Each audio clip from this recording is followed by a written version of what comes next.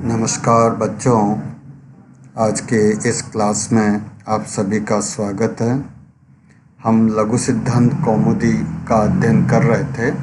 लघु सिद्धांत कौमुदी में हम हल संधि प्रकरण पढ़ रहे थे और हमारा जो नेक्स्ट सूत्र है वो है अनुनासिकात परो अनुस्वार है।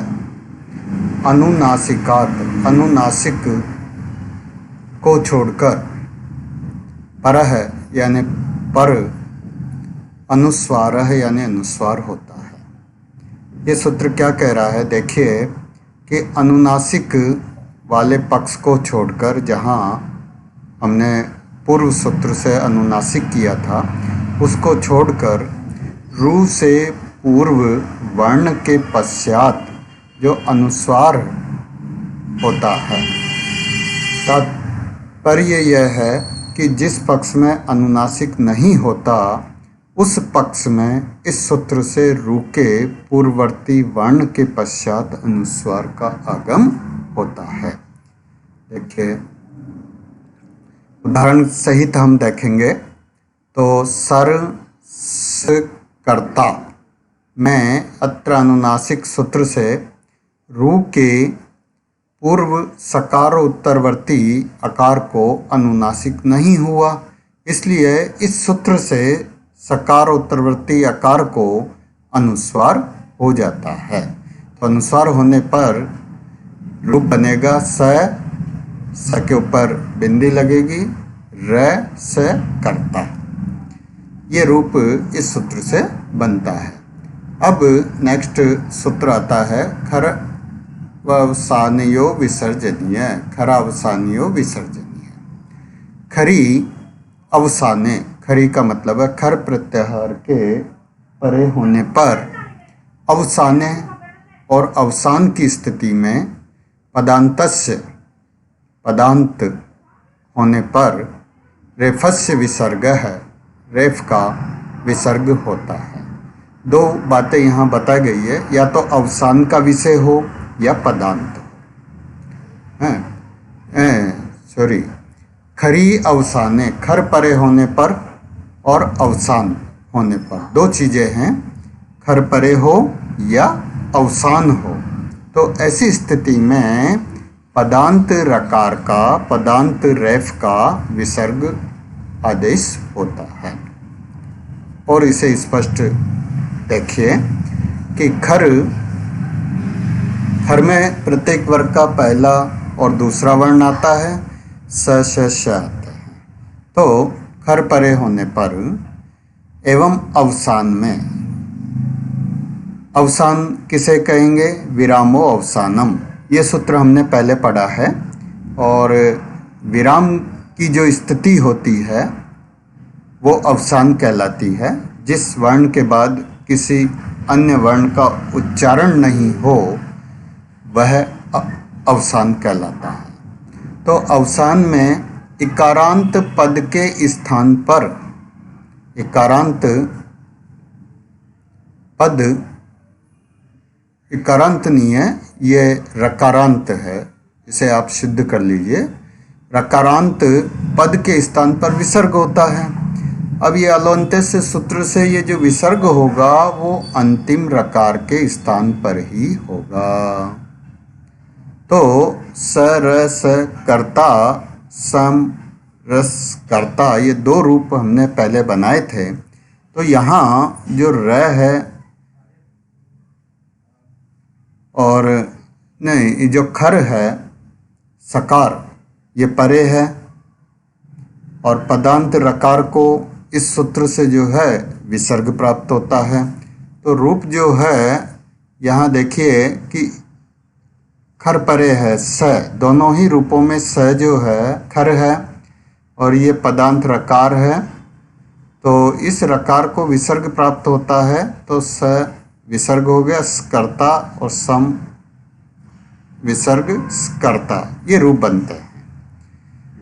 फिर विसर्जनीय से स सूत्र से विसर्ग के स्थान पर सकार प्राप्त होता है, किंतु वह शरीर से उसका बाद हो जाता है। और विकल्प से विसर्ग ही रहता है, परंतु फिर अग्रिम वार्तिक जो है उससे उसका बाद हो जाता है। तो वार्तिक समपुंका नाम सो वक्तव्य है, तो इससे संस्कर्ता और संस्कर्ता ये रूप बनता है। अब देखिए हम आगे बढ़ते हैं और ये इसकी सिद्धि है। दो रूप है, एक अनुनासिक और एक अनुस्वार वाला। तो ये हमने पढ़ा है। अब इसके बाद पुमः खयम परे, तो ये क्या कह रहा है कि अम परक, अम प्रत्याहार परक खय परे होने पर पुम के स्थान पर क्या होता है। अब विस्तार से इसे देखिए कि अम परक खय, जिस खय प्रत्याहार वर्ण के बाद अम प्रत्याहार का वर्ण हो, अम परक खय है ना, खय प्रत्याहार वर्ण के बाद अम प्रत्याहार का कोई वर्ण हो, तो ऐसी स्थिति होने पर पुम के स्थान पर रू यानी र हलंत, रू के उकार की संज्ञा होकर लोप हो जाएगा, र बचेगा, आदेश होता है। यह र आदेश अलोन्तेस्य सूत्र से अंतिम मकार के स्थान पर होता है।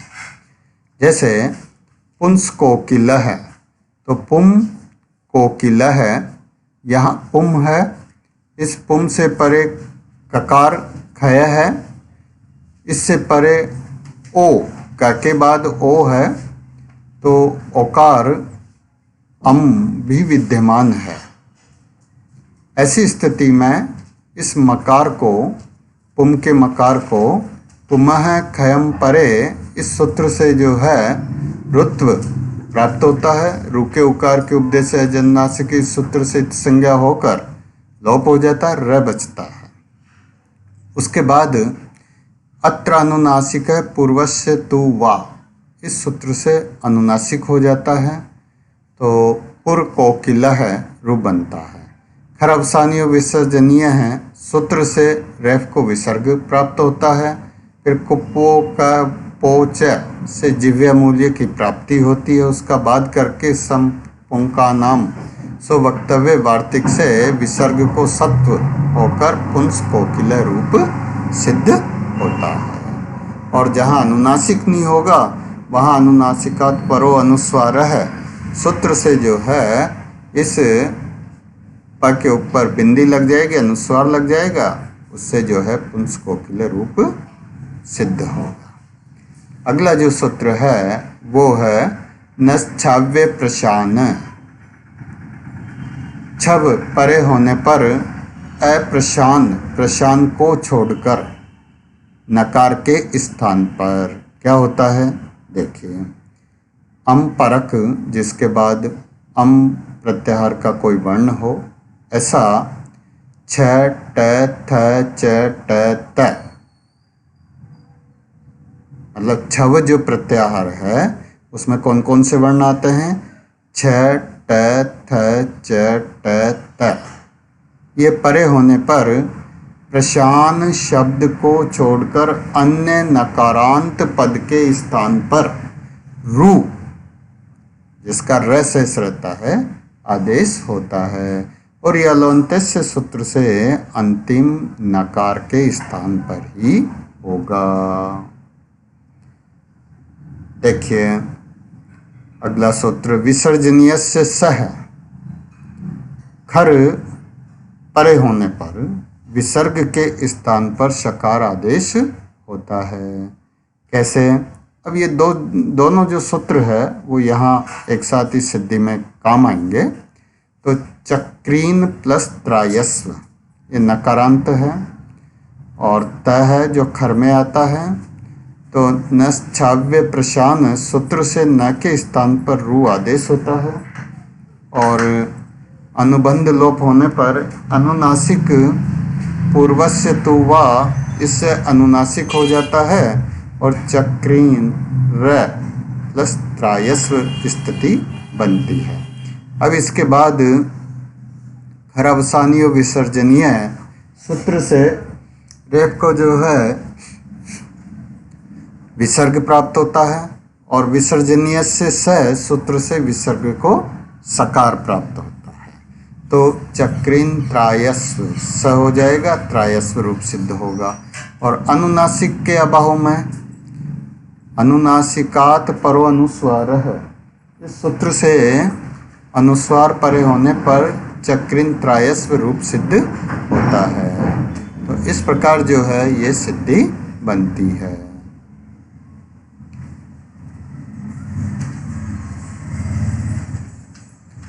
नृन पे अगला सूत्र है, नृन पे पकार परे होने पर नृन के स्थान पर, पकार परे होने पर नृन के स्थान पर विकल्प से रू यानी र आदेश होता है।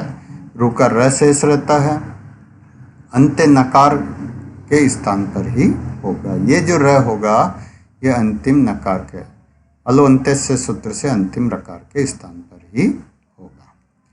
कुप्वो कह पोच अगला सूत्र, ये सूत्र कह रहा है कि क वर्ग तथा प वर्ग परे होने पर जिह्वा मूलीय तथा उपध्यमानीय आदेश होते हैं।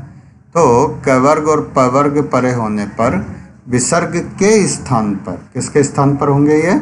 विसर्ग के स्थान पर जिह्वा मूलीय तथा उपध्यमानीय आदेश होते हैं और जहाँ ये आदेश नहीं होंगे वहाँ विसर्ग भी रहता है।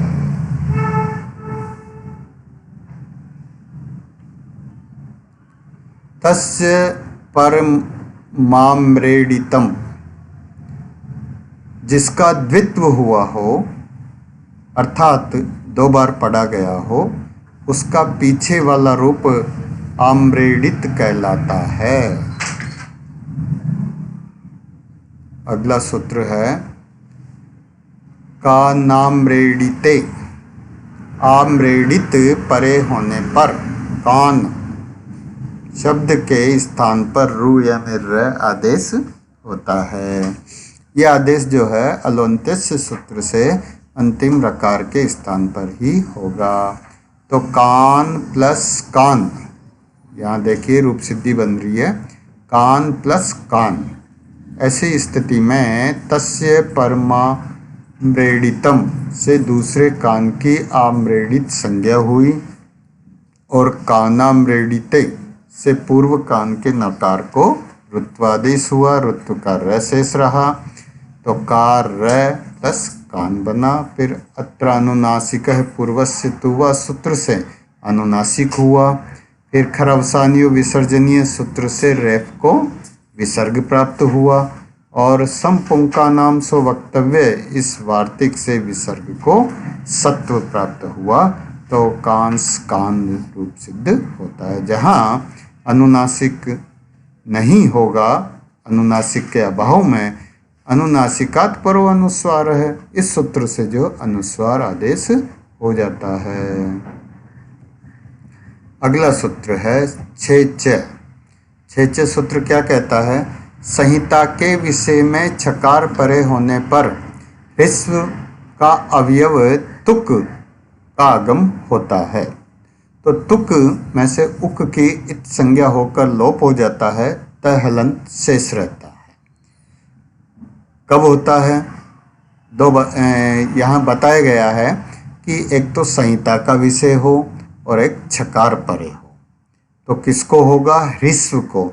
ह्रस्व यहाँ जैसे शिव प्लस छाया है तो व का जो अकार है ये ह्रस्व है, तो इसको जो है तुक का आगम होगा।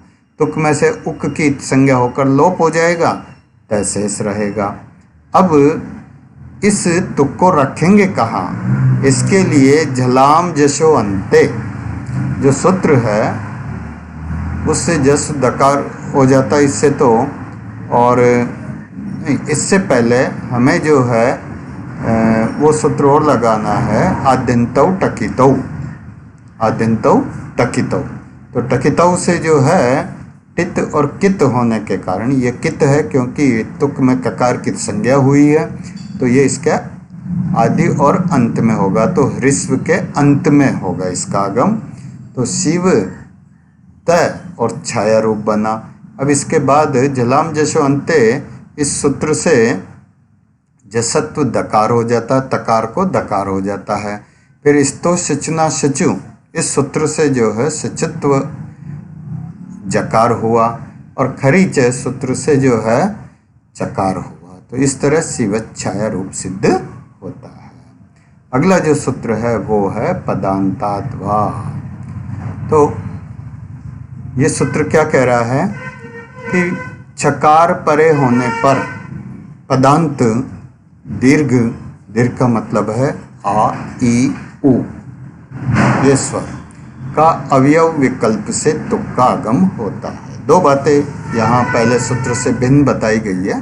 पहले ह्रस्व को तुक का आगम हुआ था, यहाँ दीर्घ को तुक का आगम हो रहा है, और वहाँ नित्य हुआ था, यहाँ विकल्प से हो रहा है। तो ये सबसे बड़ा अंतर है यहाँ इस सूत्र का।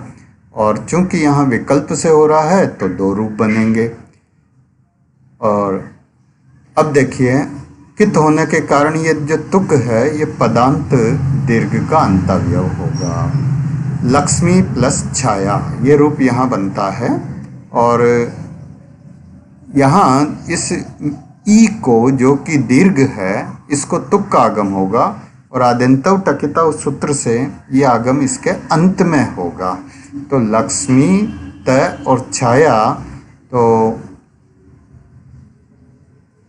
लक्ष्मी त छाया ये रूप बन गया। फिर पहले की तरह ही यहाँ भी जसत्व होगा, सचित्व होगा और चर्वत्व होगा, यानी जलाम जशवंते से जसत्व होगा, ठीक है। फिर स्तो सिचना सिचु से जो है सचित्व होगा, और खरीच सूत्र से चर आदेश यानी चरत्व होगा, च हो जाएगा। और चूंकि ये सारा काम जो है विकल्प से होगा, तो यहाँ लक्ष्मी छाया और दूसरा रूप बनेगा, दूसरा वही रूप रह जाएगा लक्ष्मी छाया। एक जगह लक्ष्मी च छाया और दूसरा रूप बनेगा लक्ष्मी छाया। तो इस तरह जो है ये दो रूप सिद्ध होते हैं। विद्यार्थियों, आज हल संधि प्रकरण की समाप्ति होती है। मुझे उम्मीद है आपको हल संधि प्रकरण समझ में आई होगी। आप इसका नियमित रूप से अध्ययन करें। इसी के साथ धन्यवाद। फिर मिलेंगे अगली क्लास में।